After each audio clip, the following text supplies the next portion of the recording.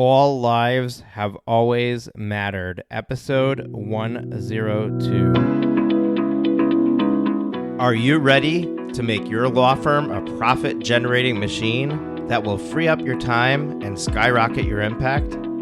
With more than 2 decades of business growth experience and having proven that you can be successful while prioritizing your family and your impact, introducing the Profit with Law podcast. I am your host, the creator of the firm differentiator 10x effect, Moshe Amsel.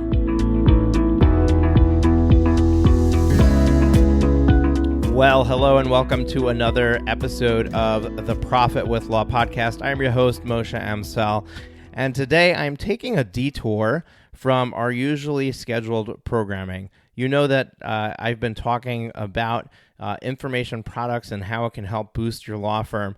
And I had a title and an episode queued up for today, but I'm going to pull that, and we're going to get to that next week.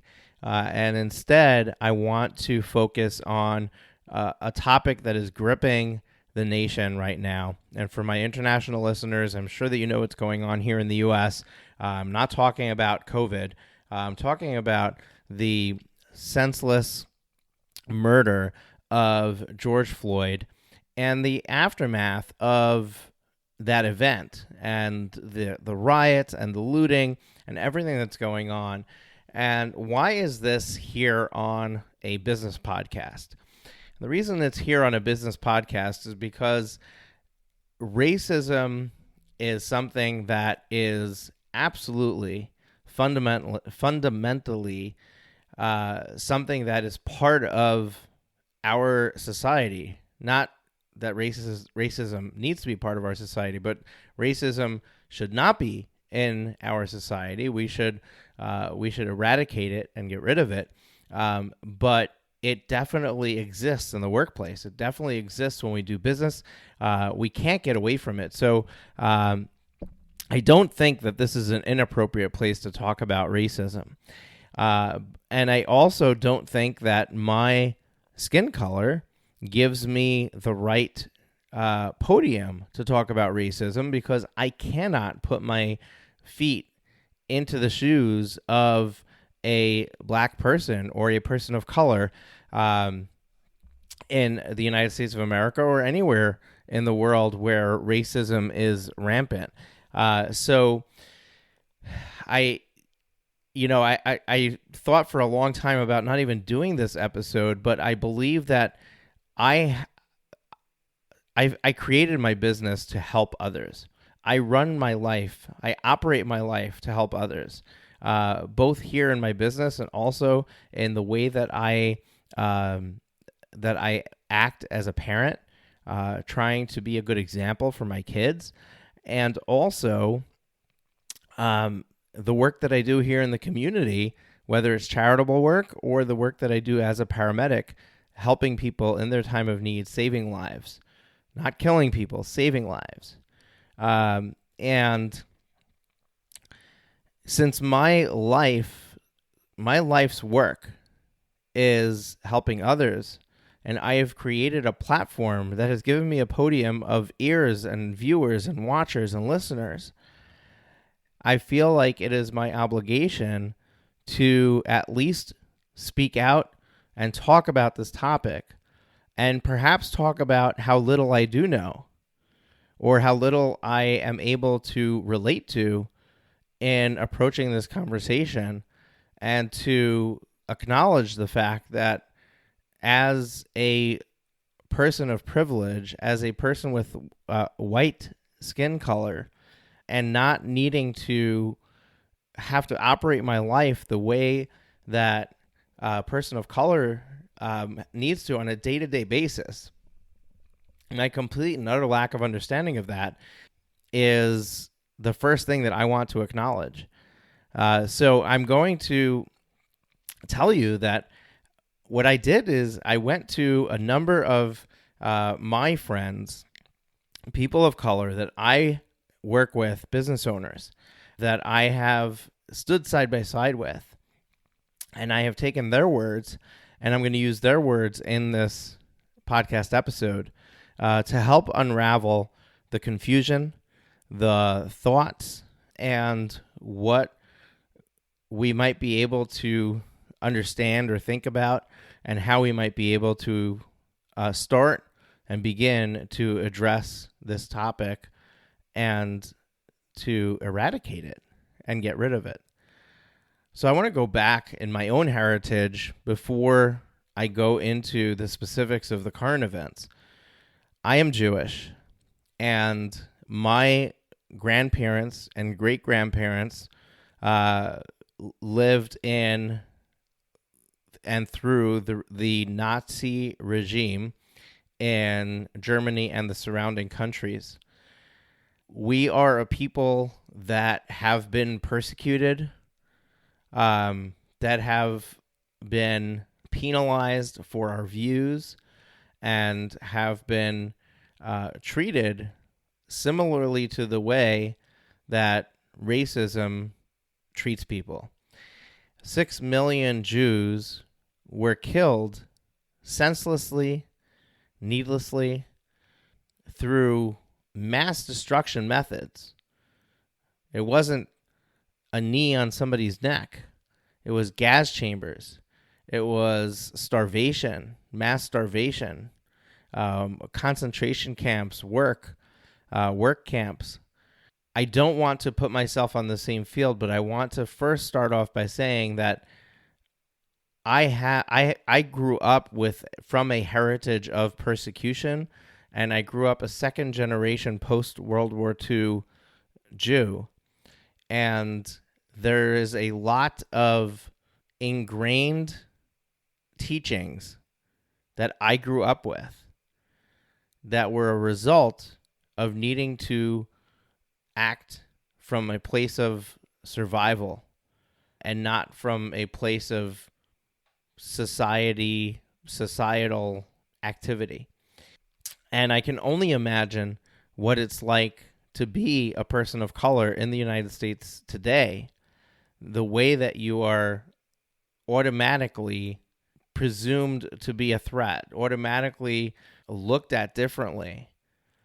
And I would hope to think that it's not across the board. I don't believe that I am racist. I believe that I love every single person equally.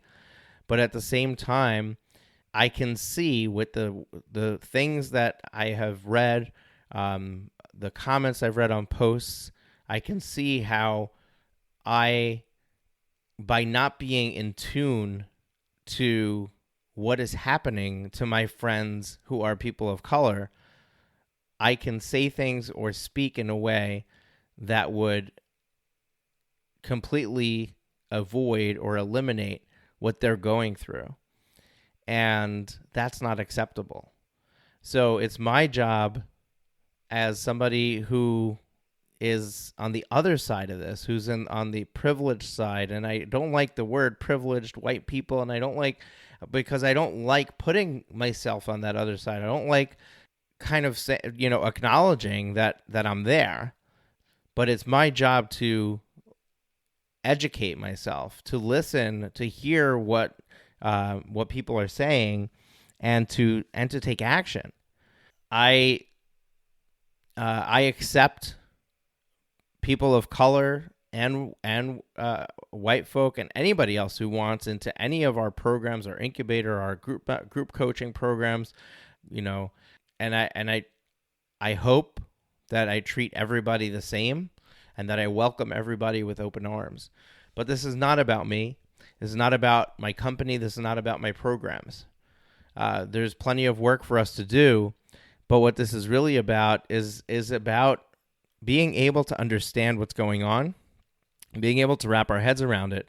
I think that if you have a understanding, if you're able to come from a place of understanding, it will allow you to maybe put your thoughts to words, be able to speak about it, be able to get it off your chest, because I think that what's going on is going to hamper your growth in your personal life and your business if you're not able to make heads or tails of it. If you're not able to do something to navigate through it. So what I want to do is I want to just use the words of my friends to help to highlight what the underpinning thinking is, what's going on in the minds of people of color, so that we can understand. And I am sure that there are plenty of people of color listening to this podcast, and I'm sure that there are plenty of Caucasian American males and females listening to this. And before I go into this, I'm going to say that,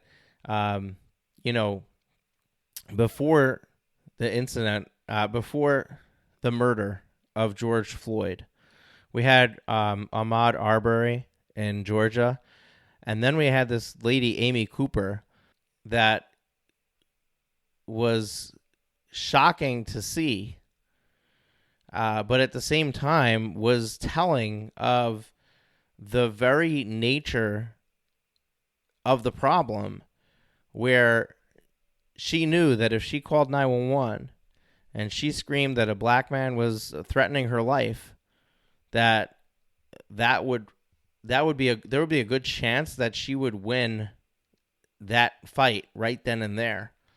And even if she didn't, that when the police came, there'd be a good chance that she'd persevere on top by using that call card, which is a terrible issue, that's the case, and that's the issue at hand, I believe. So this is my friend Kevin Layler, who is a coach and a dad, and one of the warmest people I've ever come in contact with. And this is a post that he wrote about 14, 15 hours ago. I don't see color and all lives matter are two of the most convenient, wrapped in positivity distractions America has given its people to distract, distort, and take focus away from a system that wants to continue to oppress, be unequal, and continue the modernization of centuries of racism against black people. Because when you allow yourself to be controlled by the generality of such statements, you continue to take focus away from the pain we have been through for centuries. You also feel no desire to be an ally to equality because you've been given the gift of privilege extended by these two terms to make you feel good versus grow through the discomfort of what black lives have and still go through today. Yet, all lives matter is an incorrect statement, and he says incorrect in all caps, because it has and always will be a universal statement. The correct statement is all lives has always mattered. It is the past created to take attention away from the fires that burn within the minds and hearts of black people that left unchecked, along with the abuse of power that eventually spill onto the streets due to blacks and allies being unheard for change. Brene Brown said, to be clear is to be kind, to be unclear is to be unkind. Black Lives Matter is being clear to everyone what we are coming together on, to focus on, to be kind towards, and to fight against when it comes to systematic racism that affects everyone. Because if you don't believe it affects you, life will show you eventually that it will. Let's not forget the sexy lie of I don't see color. Of course you do. You see color because color offers an experience. The color of your shirt, your shoes, your dress, your car, the flowers you pick out, the pain colors you like, the pet you like. Color is a factor to the pleasant experiences you can have and feel when interacting with your choices. Yet when color in terms of skin tone is brought up, again, knowingly or unknowingly, it has been taught the experience should be one of caution, of pause, of hesitation, of fear, and to the extreme, avoidance, anger, and worst of all, hate. But instead of admitting you do see color and wanting to bypass the systematic brainwashing given about black people and the stamp of supporting racism, the passive I don't see color was given to feel good, unquotes, and skip the beautiful experience you can have when acknowledging you see black people. I've sat in silence. I've tried to stay strong. I've looked for ways to have a good outlook on life, to be a space for myself. Yet when I see the video of George Floyd, I saw myself. I repeated his words, and then my own took over. And the tears came, especially when I envisioned it me saying, I just want to go home and see my son, knowing my neck is being weighted down by a cop who does not see me as a human like him. Now I go for my walks, cautious of my own neighbors, wondering, do they see me and my skin as a threat, a weapon, a thug, though I've lived here for a decade? And though I am out with my son at times, who is to say that someone's embodiment of permission to treat blacks like dogs won't extend to him, even as a child, where I can't enjoy life as God intended every human being? And yet a black dog would receive more enragement from the public with swift action than a black human life. I am a black man. I am a father. Yet universally, I am human like anyone else. Yet it is my job to be strong in a system that continues to press on me, or by watching my brothers and sisters' equality of being human tested and challenged daily. And today I'm weak, I'm angry, I'm tired, ready to just crumble under its weight. So I am thankful for all those who choose to watch the video, use your voice, and speak up and out loud versus stay in your bubble. There is no right or wrong thing to say during these times other than to take the steps through this uncomfortable journey and know this: 2020 is a part of history now. Decades from now, when you have friends and family ask you what you did in 2020, will you say you stood up? Will you say you shared your voice? Will you say you admitted to being a part of systemic racism and sought ways to change your views for the betterment of blacks and us as a whole? Or will you say that you sat, watched, did nothing, and watched the world burn while worried and upset when you could get your haircut and steak again when places reopened? And that's the words of my friend Kevin Layler. And I love his post. It's so raw and real and authentic on what he's going through and what he's feeling. And I can only imagine what that can feel like. I cannot imagine walking around my neighborhood and feeling unsafe. Watching videos, live broadcasts from New York City tonight with the protesting and looting that's happening in there, and stores being broken into, and NYPD cops being torched in flames. I can only sit and think, wow, I'm so happy that I live in the suburb on a quiet street where none of this is happening. And that's unfortunate. It's unfortunate that I can't, for a moment, feel the fear and the anxiety that a black person feels every single day as they go around town. There was a post that my friend Jason Brown shared from Eric Thomas. Eric Thomas is a motivational speaker, well-known author and orator. And this is what he wrote. He has a video that he shared with this post. I encourage you to just look him up on Facebook and find this video and watch it. It's extremely, extremely moving, where he talks about commitment. He talks about 381 days was how long Martin Luther King had them do anyway, they decided that they are not going to use buses. And for 381 days, people walked to work and walked home and inconvenienced themselves in order to effectuate change. So go and watch that video. What he writes here: from what I can see, we remain strange fruit because of the narrative America has created in order to identify black people. It drives every perception of us. Our skin color is the weapon, so we are always seen as armed and dangerous. I'll never forget the day Walt and I were riding down the highway on the way to a speaking engagement. I remember being hyped because I had just published my book. Before we left, We loaded boxes of them into the back of the Suburban. Out of nowhere, we heard a siren and realized we were being pulled over. 2 white officers approached each side of the truck with hands on their weapons. They separated Walt and me and put me in the back of the police car. I remember feeling outraged and also helpless as they brought a dog and searched the boxes. Once they figured out that I was the author of the books they found, they told us we were free to go. The rage and anger I felt was real. The helplessness I felt was palpable. A year ago, I felt the same rage and helplessness when I went for a walk at 3 a.m. in my own neighborhood and was confronted by the sight of several garage doors spray painted with the word nigger in big black letters. In both of these situations, I made it out physically unharmed, but my heart and my mind were left hurting. I'm saying this as a grown man, husband, father, pastor, and a PhD in education. I have stability, I have support, I have a community, and I still have an extremely tough time processing this. Stop now and think about how a 17-year-old who doesn't have what I have, whose life up to this point has been full of these interactions and messages, think about how they feel right now. They need us. They need you.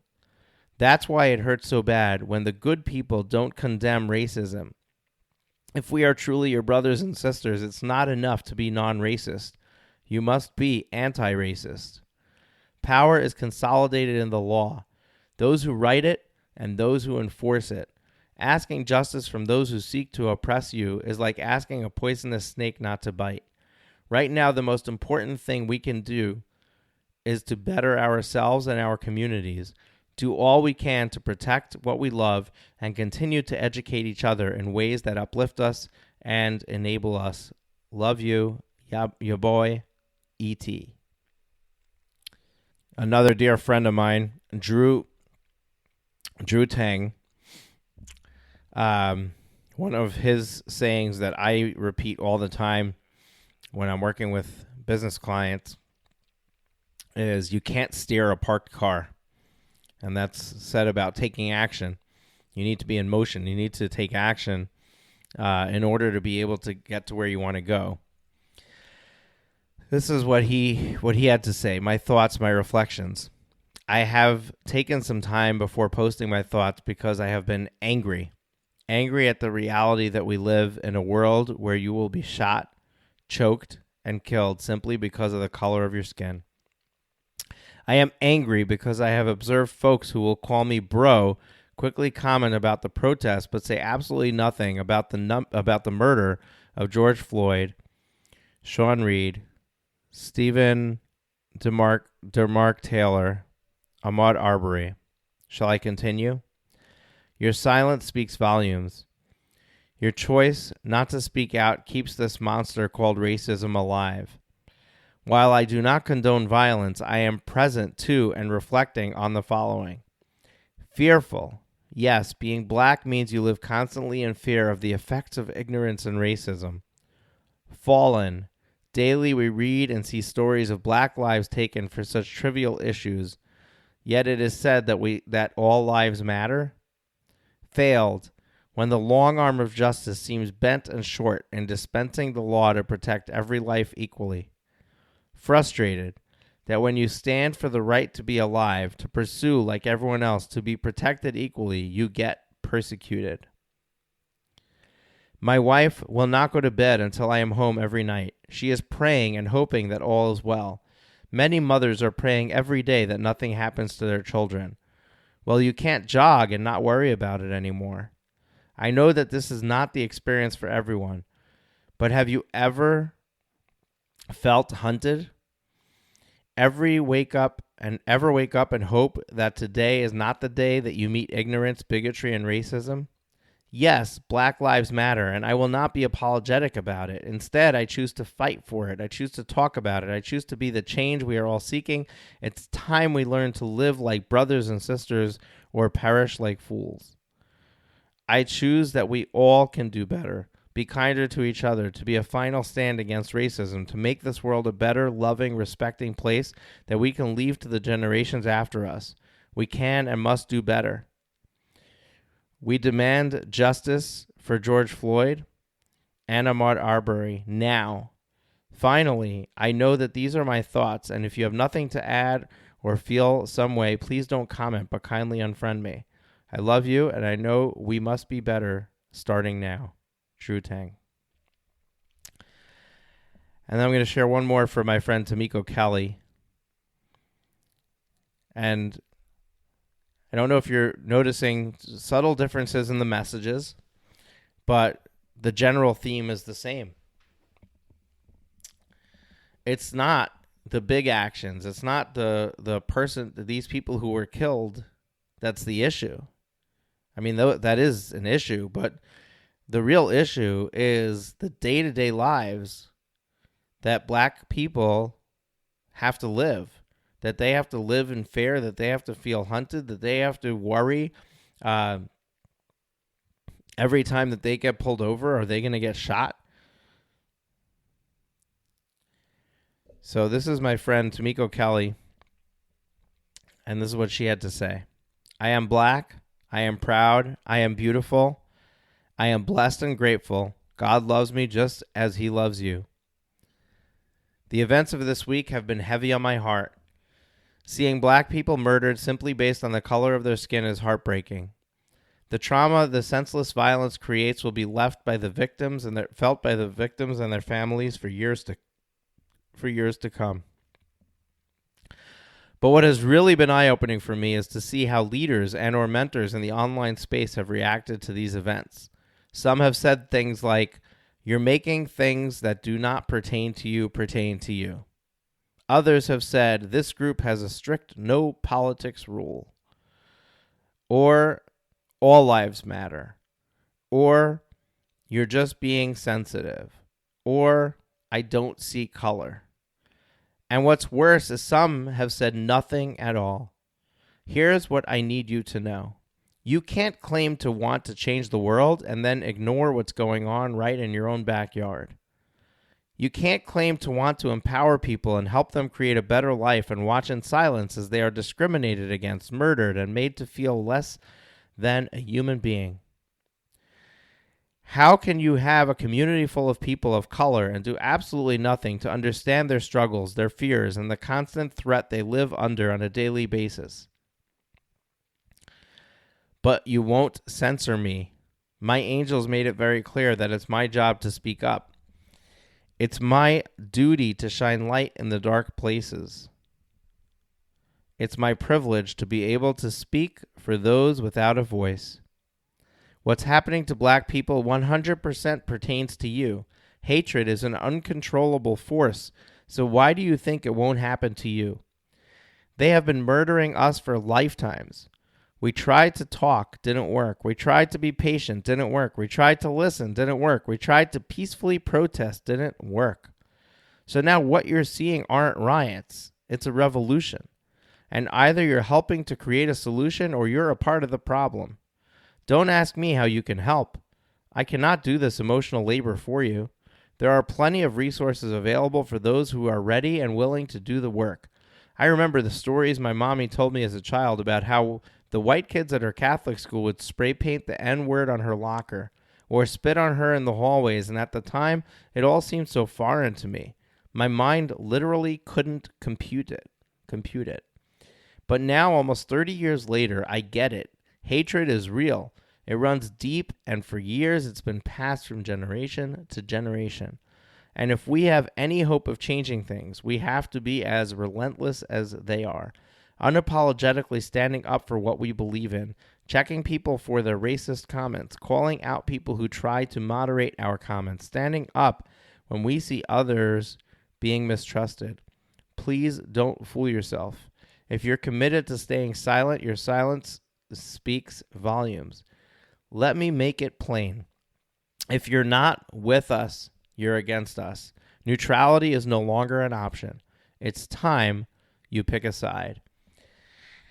And I want to share this one quote. I'm sure it's a famous quote from Nelson Mandela that you probably have heard before, but it's still just as profound as when it was stated. No one is born hating another person because of the color of his skin or his background or his religion. People learn to hate, and if they can learn to hate, they can be taught to love. For love comes more naturally to the human heart than its opposite. And what this highlights is that we have a job to do. If you think about it, the today's generation of white people who believe that they are not racist are a world's improvement from the generation before. And I know that that's no comfort for black people to, great, you're better, but you're still not where you need to be. But I think that it demonstrates the possibility that this could be solved. Because I think that as we teach the next generation, we're teaching them from the place where we're at and trying to make them a better version of us. The same way that our parents tried to make us a better version of them, and this is how we ended up. So my view is that we have a job. For those of you who are parents in my listener base, for those of you watching who are parents, we have a job. We have a job to show up in this world and educate our children to love every human being. And if we do our part to do that for our children and to look for signs where that love might not be equally distributed and to nip that in the bud and correct it, the next generation has hope. I mean, we have hope too. The challenge is that when something is taught to you and ingrained in you, you don't even realize that you're doing it. And that's the challenge. The challenge is not that people don't want to be better. They don't want to change. It's that they don't know how to. And hopefully we can fix that. But even if we can't fix it in the current generation, we can fix it for the next one. So I think that we have a huge, monumental task as parents to do the right job for our kids. Now, I have a couple more thoughts that I wanted to share. So initially, when I saw what was going on with the riots and the looting of the stores, and tonight, what was going on in New York City, and across the nation, but New York City, I mean, the video footage I was watching was unreal. I couldn't believe that this was happening literally 25 minutes from me. My initial reaction was similar to what I'm sure a lot of people's reaction was, which is, looting doesn't solve anything, and you're taking it out on store owners, and what did they do to you? And those are all valid concerns and valid arguments, but they come from a place of complete lack of understanding of what's really happening. And I did not understand this until I saw a video from Trevor Noah that he did on George Floyd, the Minneapolis protests, Ahmaud Arbery, and Amy Cooper. And that was yesterday at 3:20 p.m. I'll put a link in the show notes, and I'm going to talk about that in just a moment.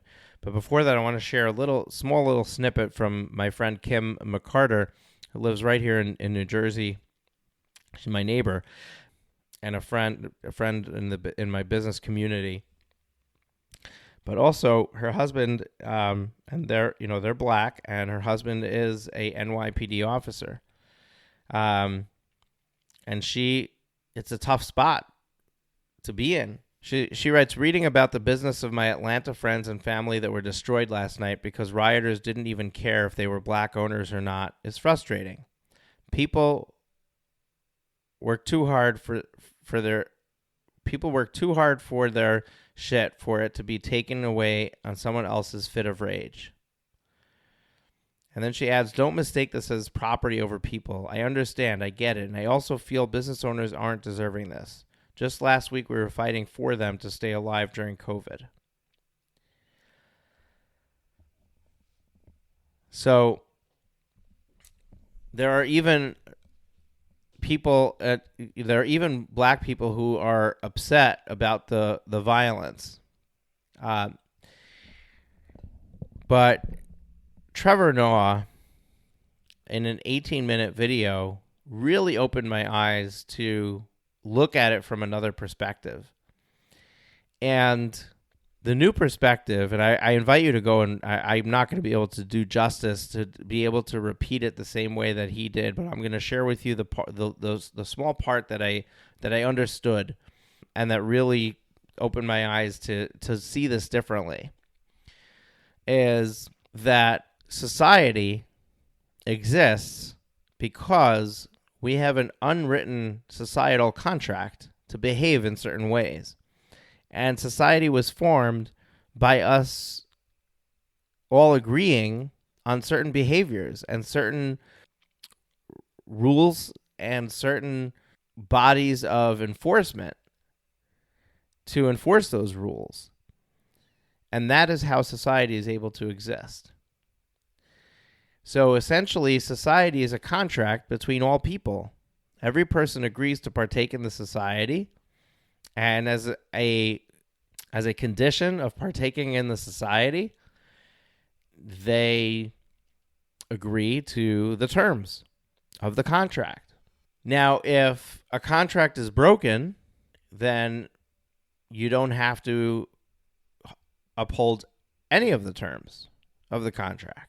And essentially, what's been happening is that black people's side of the contract has not been upheld over and over and over again.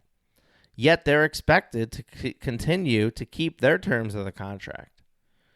They're expected to behave and act in a way that we expect them to act to us, but we're not expected to give that back to them. So when their contract is broken, they're free to do however they see fit.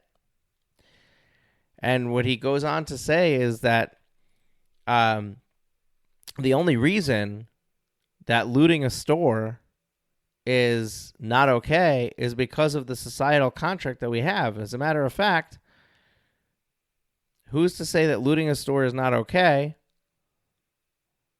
Why wouldn't you loot a store? If not for society, if not for the rules of society, why wouldn't you loot a store? You would just walk in and take what you need. Why not? So essentially what is happening here is not the acts that you're seeing. It's not the firebombing of the police cars. It's not the looting of the stores. It's the reaction. It's the reaction to the breach of contract. And that is a way that we can begin to understand what's really happening and begin to react to it in a different way. Because reacting to the violence and the looting and the all of that is the wrong thing to be reacting to right now. The right thing to be reacting to right now is how a police officer was able to stay on top of another human being and slowly let his life slip away with no care, like it was no problem at all. And that's the problem that racism creates. And it's our job as a society to repair this. It's our job as a society to come back to terms with our societal contract. We all need to renew our terms. White people need to treat black people the same way that they expect black people to treat white people. And when that happens, all will be good in the world. Now, there are some things that you can do today. You know, my friend Rachel Brenke on Twitter did a whole post for small business owners in an area with violence and riots. That was basically a practical post giving them tips of, you know, what they can do to protect themselves, protect their lives. So if you're if there's a way that you can help your client base by helping them with, you know, with tips on how to logistically and pragmatically make it through this time, definitely that's a good strategy to do. But more importantly, to fight racism and to take a stance and to do something proactively, that's going to take work. That's going to take serious effort on all of our parts to pay attention, to know what's going on, and not to gloss over and misunderstand and be naive about what we're seeing. And there's somebody that shared a speak up post or speak up graphic that's intended for white people. And it's basically like a step-by-step of what we can do. And the first is to say this is not okay.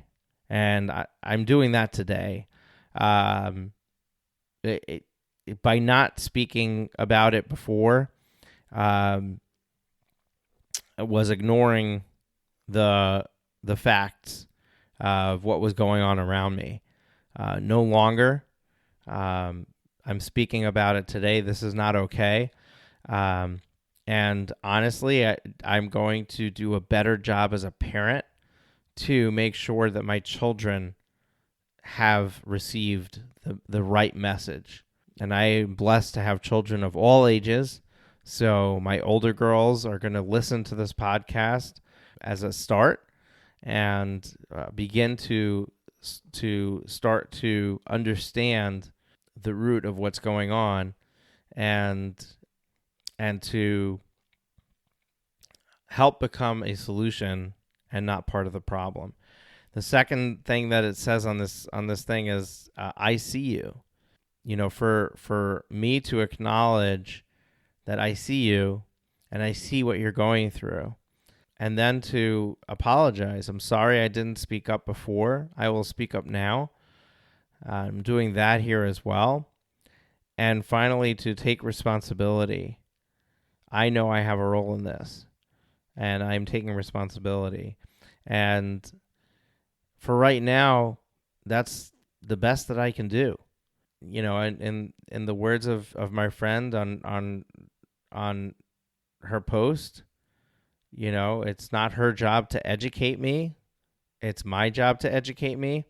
I need to learn more, study more, look at more resources, and get educated as to the nuances that I might be carrying on my own that could be adding to the racist fuel, adding to the divide.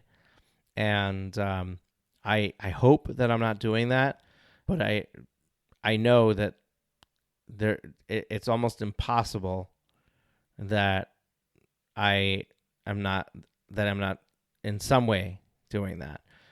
So I acknowledge that, and I strive to be better as a person, as a leader, as somebody with influence, whether it's just over my kids or with influence in my community, my online platform. I don't take that for granted. I appreciate every single one of you that chooses to listen to me. And I know that this episode has been very, very different than anything we've done here so far. But at the same time, I've had my eyes opened to realize and recognize that this has to be said. This message has to be shared. And that's what I'm doing today. So hopefully you were able to receive the message. You were able to listen to it. And you're with me on this fight. Whether you're white, whether you're black, we are on equal ground as far as our mission to solve this problem. We are certainly not on equal ground as far as fairness and who is being who is the recipient of the unfairness. But at the same time, I think that we both want the same thing. And let's go get it. Let's go have a peaceful world so that all of the work that I'm doing to help create generational wealth is not for nothing. And it's for a world of future generations of peaceful and happy living. Catch you on Thursday. Take care. Thank you for tuning into the Profit with Law podcast. Your feedback is extremely valuable to us, as well as helping us reach more people with this valuable content. Please leave us a rating and review in your favorite podcast directory. Join us again next time when we are back with even more strategies to profit with law.